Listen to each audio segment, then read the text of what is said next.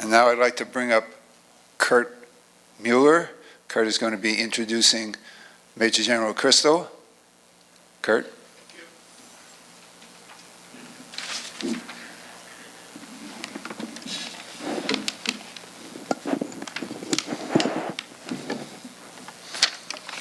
That's okay. That's good. That works. You're good. You're good. Good. Well, it is my pleasure today to introduce Major General Ed Chrystal. Major General Chrystal is still active in the National Guard, and his current assignment is the director of the Vietnam War Commemoration, of which you all know we've been a member of that organization as a partner since 2014. He was born and raised in New Jersey. He attended Seton Hall, where he earned his bachelor's in criminal justice and his master's in education. And in his freshman year, he actually enlisted in the New Jersey, hello there, New Jersey National Guard. Anyway, in addition to his 2 degrees, he also has a master's from the Army War College in Strategic Studies. George Bush told me to say it that way. Before finishing college, he joined the ROTC, and upon graduating in 1988, he was commissioned as a reserve officer in the Armor Branch, and he was a distinguished military graduate of his ROTC class. Just after graduating, he married his wife. This all happened like in 2 or 3 months, he tells me. He married his wife, Georgette, and he and his wife have been married for 35 years. I actually called her and confirmed that. And they have 2 daughters and 1 son. He comes from a long line of men in his family who served as policemen and as firemen in New Jersey. After graduating college, he joined the New Jersey State Police, where he had a 26-year career, retiring as a lieutenant in 2014. His daughter, one of his daughters, is currently engaged to be married, and guess what her fiance does? Any guesses? State Police. Ah, yes. How would we know that? I'll let him talk more about that later. But anyway, since he joined the New Jersey National Guard, he has commanded at all levels and held various senior positions to include commander of the 5th Infantry Brigade Combat Team, the Assistant Adjutant General. Most recently, he was assigned as Deputy Joint Operations Officer at U.S. Northern Command at Pearson Force Base in Colorado Springs. He's a veteran of the Iraq War, and his awards include, just to mention a few, the Legion of Merit, the Bronze Star, Defense Meritorious Service Medal, get it right? Meritorious. And the Army Commendation Medal, both with 3 bronze oak leaf clusters. He actually considers, we talked about last night, he actually considers his actual best assignment of all the things he's done was the 1st Squadron, 102nd Cavalry Regiment. He was the commander, and as he says, if you ain't Cav, yeah, you're right, he ain't. It's my pleasure to welcome a great American, a great soldier, an original Jersey boy, and Frankie Valli and Bruce Springsteel's close and personal friend, General Major Ed Chrystal.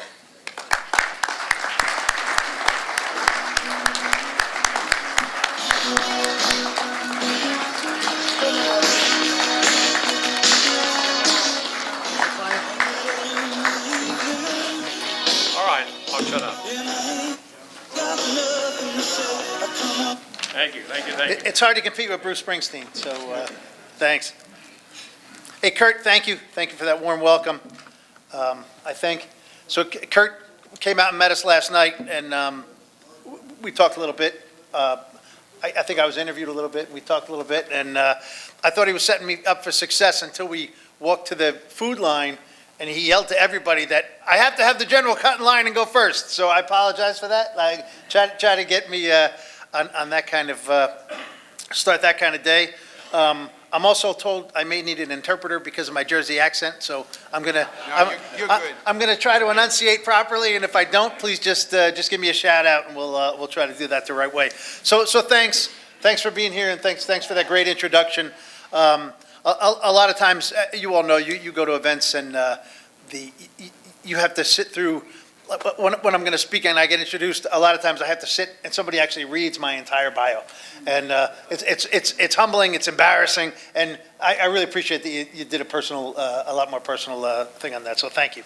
I want to thank Mr. Art Katz, the president, Mr. Skip Bell, chairman, Dan Holtz, the president of the foundation, Mr. Ham Henson, the chairman of the board of the foundation, obviously Kurt, and to all of you, the members, family members and guests of the Atlanta Vietnam Veterans Business Association. It's great to be here.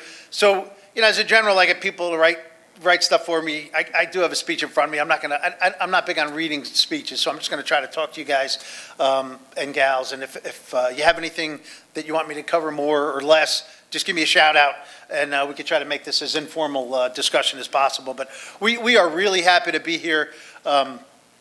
Kurt had mentioned that one of my favorite quote-unquote positions was when I was the squadron commander for the 102nd Armor Cav out in Westfield, New Jersey.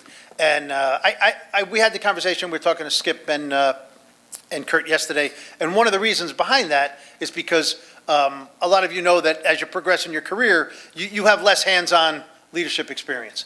And I felt that as a lieutenant colonel, that was probably the last time that you're actually hands-on working with soldiers and officers, and it's just a lot more personally rewarding to work on that level.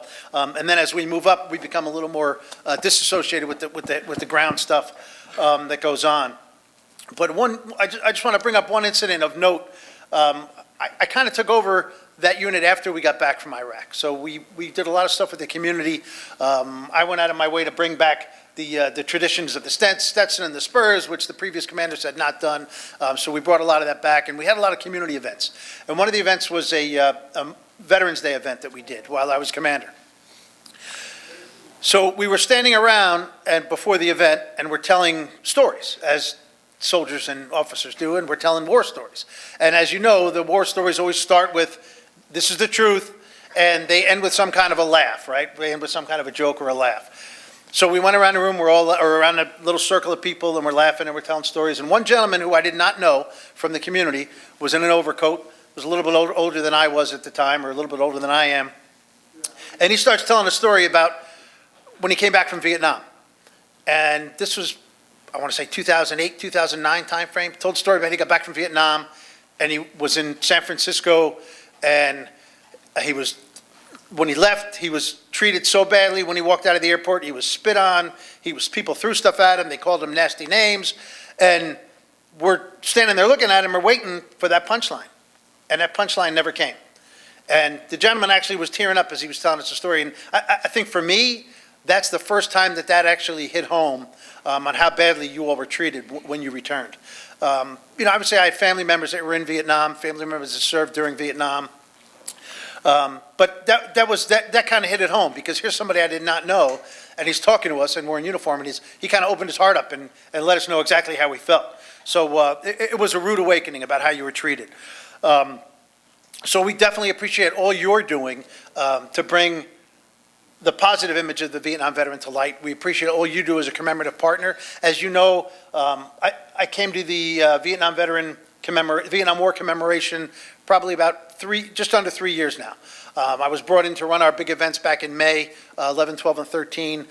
Since I've been asked to stay as the director, and it's a big honor for me to do this, and it's a big honor for myself and Mark Franklin, who I'll introduce in a little bit, to be here today. So thank you for all that. It's been mentioned already, since 2014, you have all been commemorative partners. It's warming to see that you're all wearing your pin. You have your pin, so that's a good thing that you all have it. I think back in 2018, a lot of you came out and had the tour of the Pentagon. Mark's award-winning, I think the only Pentagon award-winning display at the Pentagon of the Vietnam War, the Vietnam Wall.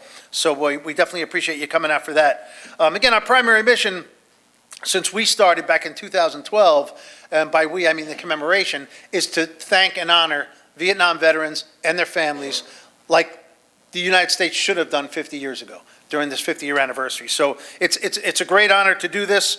Our folks that are smarter than me estimate that there's between 6 and 7 million Vietnam veterans, Vietnam-era veterans, living abroad and within the United States. So since 2012, we are right around 3.9 something million that we can count that we've thanked. So I always round up, because that's just what I do. So I say we're at 4 million veterans that we thanked and honored. We have 2 years left in the commemoration. So my guidance to my folks is put the pedal to the metal and let's get those other veterans thanked. Let's make sure we don't leave anybody unthanked. And if we don't get to those veterans, make sure we have stewards such as yourselves and other organizations that can carry that torch and continue to thank and honor the Vietnam veterans while we still have the ability to do so. Again, 2025 is how far we go, and anticipating this, many of our personnel we're going to start drawing down. Our budget gets cut down a little bit. We're going to lose some people. They're going to be moving on to other jobs. But again, our mission is going to continue. I anticipate that our last event will be Vietnam War Veterans Day, March 29th of 2025. That'll be our last big formal event. Mark and I and a few other folks will still be around after that until December of 2025. So we'll continue to do visits and go to other events as we do that. I spoke to you about how I was reminded or told by that one Vietnam veteran how badly he was treated. And I know that how we treat our veterans and how we treat those who fought our wars is going to have a direct reflection, and I'm not the first one to say this, but it's going to have a direct reflection on who signs up to fight our future wars, right? And nowadays, we're very good at that. You can't go anywhere without somebody saying thank you for your service. You can't go anywhere without anybody welcoming you home or shaking your hand or wanting to buy you a slice of pizza or a beer or whatever it is. 50 years ago, I don't have to tell anybody here, as a nation, we were not good at that. Not were we not good, but we were bad at it. And you as a Vietnam veterans, and we talked about this last night as well, you could have turned your back on society. And you could have said, you know what, I'm done. But the Vietnam veteran did not do that. The Vietnam veteran changed the culture. I enlisted, went to basic training in 1985. I think everybody that was a first sergeant or higher had service in Vietnam.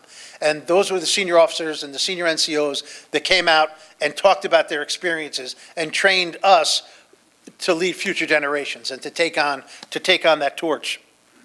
When my generation and younger generations of warriors, all services came off the plane from all over the place in the last 20-something years, talking Iraq, Afghanistan, Africa, the very first person, and we talked about this last night as well, very first person standing there to welcome us home and to clap and shake our hand was the Vietnam veteran, because you knew what it was like. And you changed the culture and made sure that we are not going to do that to any other generation of veterans. So I'd like to give you all a round of applause for that. So thank you. And, I'm speaking generically about Vietnam veterans, but when we talk about the Atlanta Vietnam Veteran Business Association, what you folks have done is just incredible. We sat today and you told me about all the monuments that you have and the monument that you have coming, even though you kept saying you were finished. You're never finished, right? There's always something else to do. There's always another monument. And not just that, but you're not just here for Vietnam veterans, you're here for all veterans. And your Hires for Heroes program, your pro bono legal clinics, your scholarships, and the perpetual care of your memorials.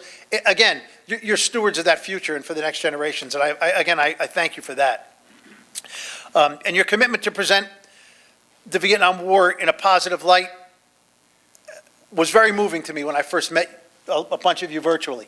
And when I talk to other organizations such as Sons and Daughters in Touch or other organizations that ask about our other commemorative partners, I mention you guys specifically and talk about how that was a very important part of your mission to ensure that the Vietnam veteran is presented in a positive light. And you've been doing that for years. And again, it's just incredible what you've been doing. So as you know, you all have been a commemorative partner since 2014. We have started, pretty recently, I would say, what we call an honorary partner program. And an honorary partner is that partner who's not just a commemorative partner that helps us reach out to others, but it's a partner who's made up of those who borne the battle, those who fought the war, those who were Vietnam veterans. So we're pleased today. I'm going to call Mark Franklin up, and I'm also going to ask Ham and Skip to come up, and we're going to present you with the flag and officially today make you honorary partners of our organization.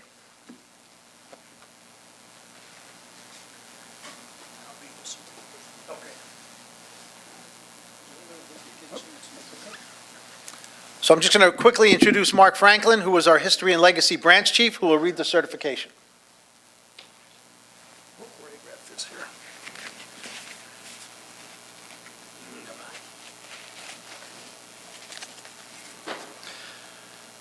The United States of America Vietnam War Commemoration recognizes the Atlanta Vietnam Veterans Business Association as an honorary partner. This distinction is reserved for and conferred upon organizations consistently solely of those who have borne the battle or borne the loss of the Vietnam War. A grateful nation honors your collective service and untold sacrifices. Welcome home. Signed, Lloyd Austin, Secretary of Defense.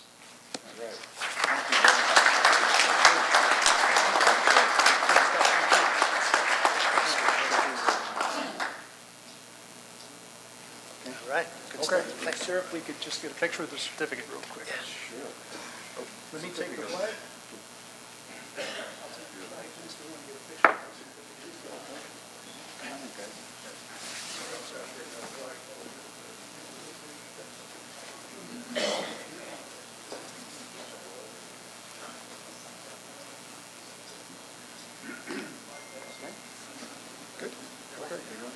Great. Thanks, Jim.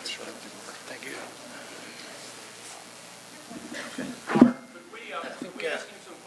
I was just about Oh, to boy. open the floor. Are you complete with your remarks? Yes. Okay, so now, floor is open for questions. I'll run the mic to anybody. Oh, boy. Hold on. Well, again, thank you for coming. On behalf of all of us who were there in 2018, that you all honored us and took us through the museum and a great dinner with Barry McCaffrey and all that, I have been asked that will we have an opportunity to come back on the 29th of March 2025 and maybe be part of an event at the Wall and maybe something that we could coordinate with you and have our membership come up like we did in 2018. Yeah, absolutely. So Chuck Crosby is we call him our FACO chief, but he puts together these events. And we will definitely make sure that you get invited and included in those events. Mark was telling me that just recently they changed the escort policy at the Pentagon. So what did it go from 5 to 1 to 2 to 1? No, sir, we used to be able to escort 10 people per one escort officer. Now it's 1 to 3, so they reduced that. Right. But we can look into possibly getting an exception. Yeah, but we'll definitely make that happen. So we'll do what we can. Oh, I have one more question. Tell us, you told us some great stories when you were with the state police, particularly when you headed up the SWAT team. Why don't you tell us? You want me to tell that one? And again, the buildup is probably not worth the thing, but we did have a couple drinks and tell a couple stories, and so one of the jobs in my career, which is, again, as a state trooper, was very rewarding, was I ran the Northern SWAT team, and we called it the TEAMS unit. It was technical emergency and mission specialists, and we were scuba divers, we were rappel guys, we did raids. We were basically a SWAT team, but we did a little more than that. And I was telling Kurt and Skip this story about how when we used to go to the raids, we call it hitting a house. Just before we hit the house, we'd all be in our van, which had benches. And later on, we started bringing a dog with us because a lot of the criminals are afraid of dogs, and it does a good job to intimidate, and the dog can sniff out stuff. So for whatever reason, historically, the dog would sit next to the dog handler would sit next to the sergeant, me running the unit. And for whatever reason, every time we got up to jump out of the van and hit the house, this dog would bite my calf every single time. So, I'm not the brightest guy in the world, but I eventually I did say, all right, junior guy sits next to the dog, supervisor sits by the door. So we did fix that. But, that was that, so. Anybody have any, go ahead. So, General Chrystal, thanks very much for coming here.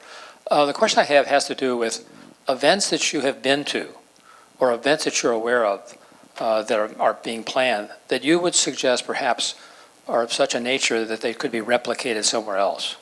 Have you been anywhere, have you seen anything, or you know of anything that's being planned that might be worthy of something like that?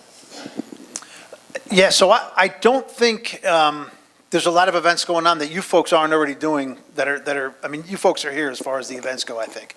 A lot of, I don't know, when was the last time, or if at all, was the traveling wall? Has that made it to Georgia? Okay, right, so, I mean, I'm sure it would have, but recently, we've been trying to make sure that we've gone, because we have people all over the country, so we've been trying to go wherever the wall was and make sure that we have a speaking engagement, or at least a pinning, able to pin the veterans that are there, so we've been doing that quite a bit. You know, some of you were actually there and, or part of the planning or maybe saw online what we did last year, May 11, 12, and 13. We thought that was a great event. We did a concert that we just released the CD on. That was a concert that was just a simple salute to service to the Vietnam veteran.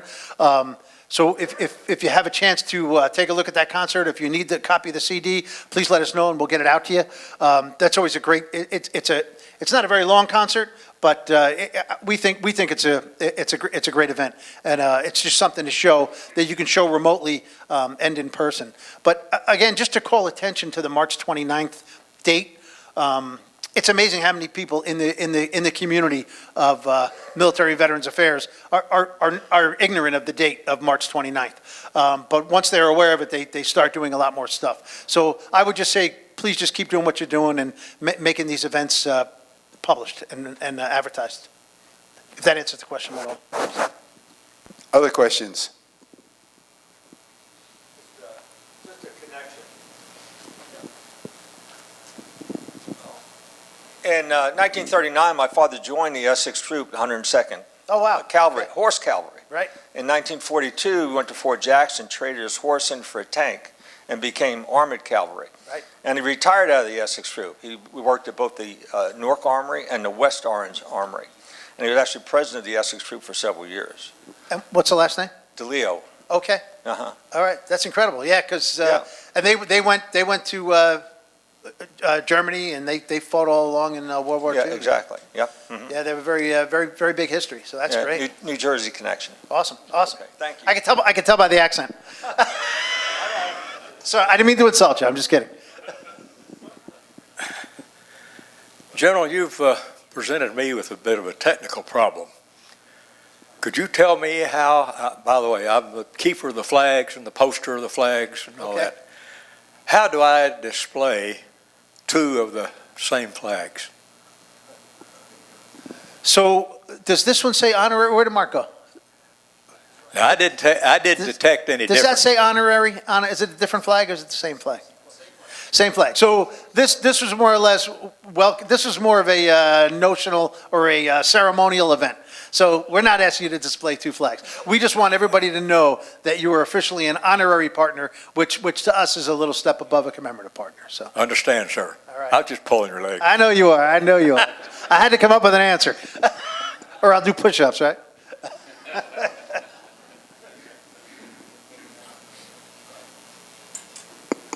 I take it there are no other questions. Well, General, I was born in Manhattan and lived in Edison, Wayne, and Colonia.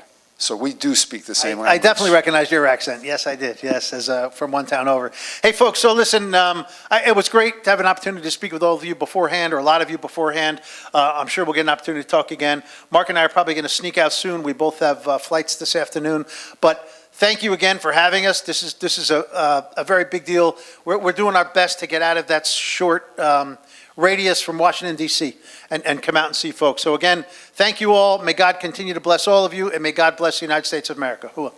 Thanks.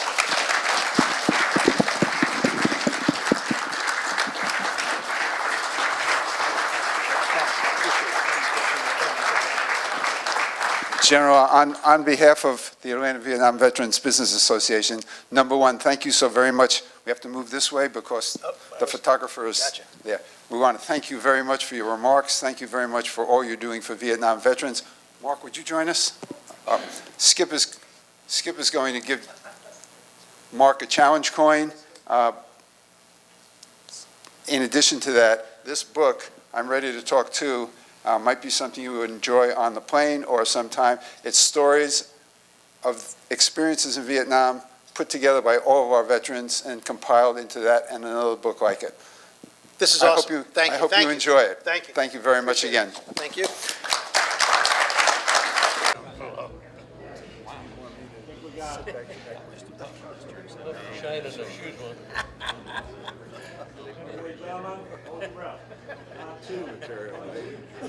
Tell us when.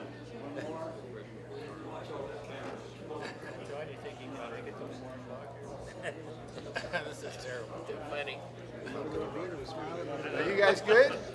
A couple of my teammates who are dying. Get back in line here. Everybody's face. Chinese fire drill. On two. 1, 2. You're done. Thanks, guys. Now for the hard side. Thank you, sir. Reminds me of the commercial.